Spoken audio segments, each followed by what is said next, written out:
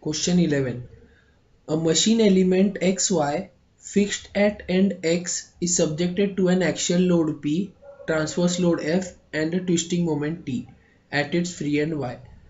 The most critical point from the strength point of view is, so in the option it's given there are 2 points Y and X. On Y, either on the circumference or at the center, and even at the X, either on the circumference or at the center. Let's see. So this is the cantilever beam which is given in the figure.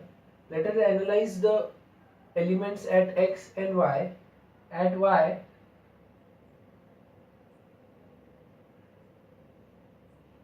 the element is subjected to axial loading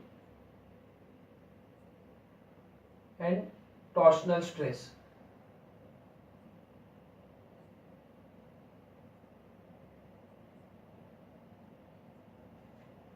And at X, there is no bending stress acting at Y. At X, there will be also bending stress.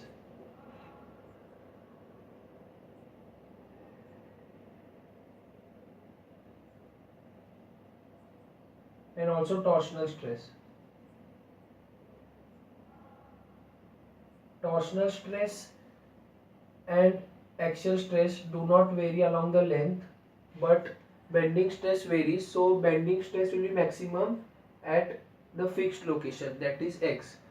Now at X itself we have two options, that is at the center or either at the circumference. We know bending stress varies in this way, so there will be no bending stress at the center of this X location. So maximum will be at the circumference. So option C is correct, that maximum stress will occur at section X on the circumference.